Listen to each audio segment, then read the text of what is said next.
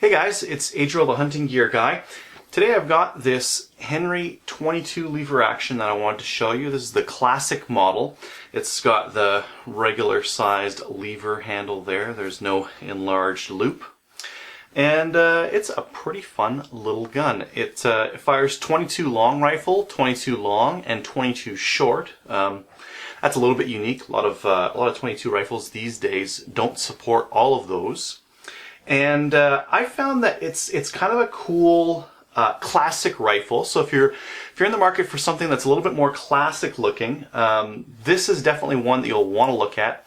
So because there's just not a lot out there. In terms of lever action 22s that you can kind of go down to the store and buy these days, you're looking at this, and you're also looking at the Browning BL22, which is quite a bit more costly. So this one comes in right around $250. That's quite a bit lower than the Browning. There's a couple of little compromises here or there, but I think they made them in the right places. There's excellent action with this thing. I'll just check to make sure that I'm empty. I've got nothing in the chamber, nothing in the... There's a loading port in here that's kind of hard to see, and I can see that there's no ammo in there. And the one thing that's really great about this, it's got a very smooth lever on it. That's reason number one. And number two, it's got a very light trigger on it. I don't want to drop it because I haven't read the manual and I'm not quite sure if you're allowed to dry fire this thing. But I put it at right around 5-6 pounds and very, very little creep. Now on the 22 itself, you'll find that there's no visible safeties. There is actually a safety on the hammer. There is a half cock, and I don't really like this one simply because it's not really visible that it's in the half cock position. That's it.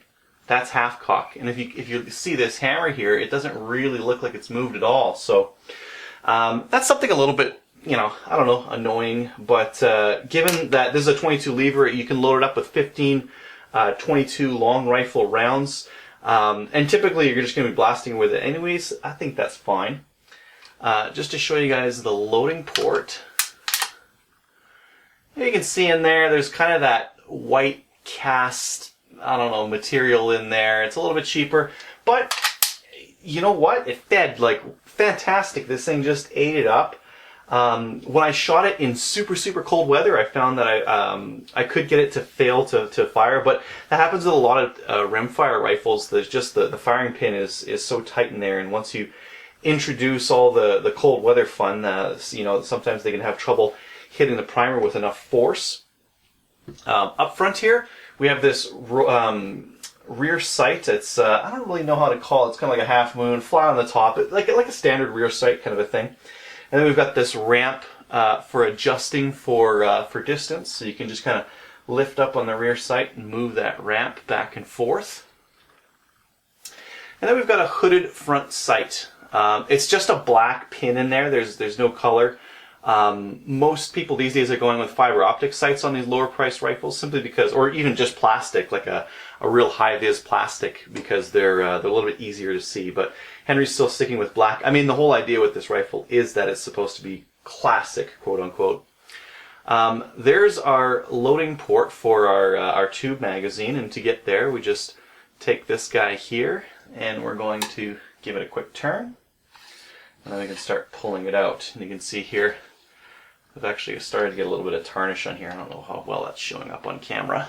Let me just get some lights, more lights pointed down here. So you just pull that back out. There's our orange follower in there, and then we can pull it back just a little bit.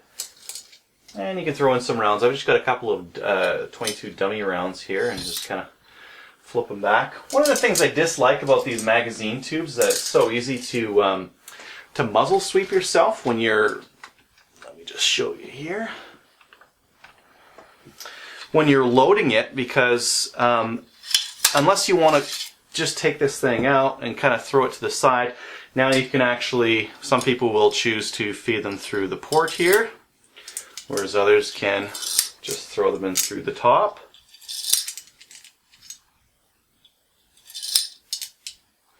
And I might just throw them through the port there. You'll know when it's full when you start seeing them in the port here. And it is well, I mean, if you're putting this back in here, you are going to sweep yourself with the muzzle. So definitely make sure that it's empty, that you've got a safe rifle before loading up the magazine like this. And I really wouldn't recommend loading it with one in the chamber.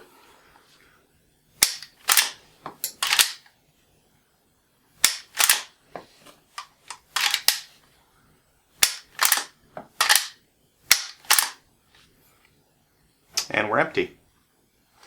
Now, just a couple quick things to note about the Henry 22 Classic lever action. You know, they had to cut costs somewhere. They've decided to go with, I think, a pretty nice wood stock. This is like a walnut wood stock on here. Feels really nice. It's nice and smooth. We've got just a real basic plastic butt cap on here, but again, that's fitting in with that really nice smooth feel to it.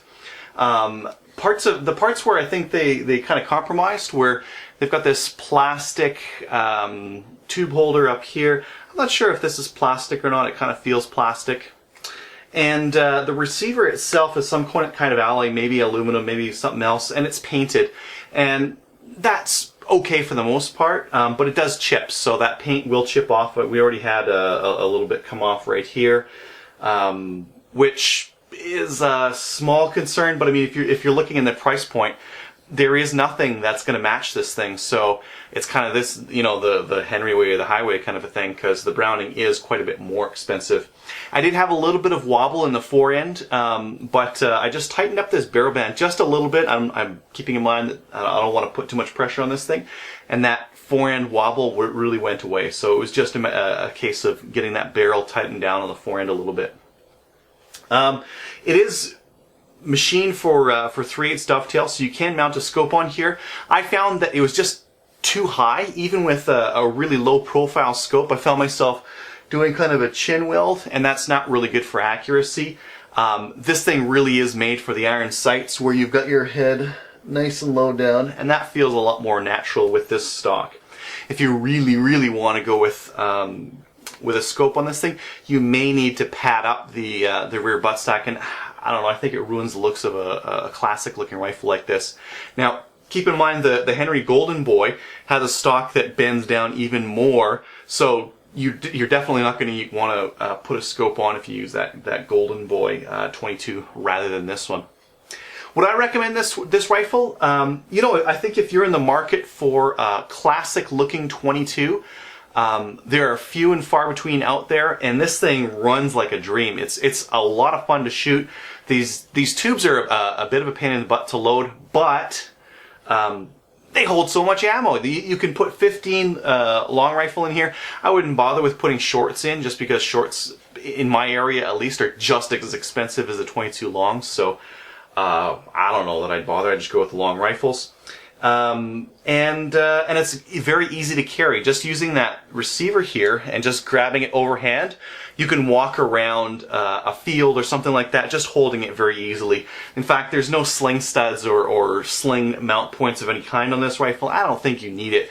Whenever we're talking about a lever action rifle, we really should just be using that middle piece there to hang on to it. So, would I recommend it? Yeah. You know, if you're in the market for a classic 22, take a look at one of these things, try it out, and check your budget and see if your wallet is looking for the Henry or looking for the Browning.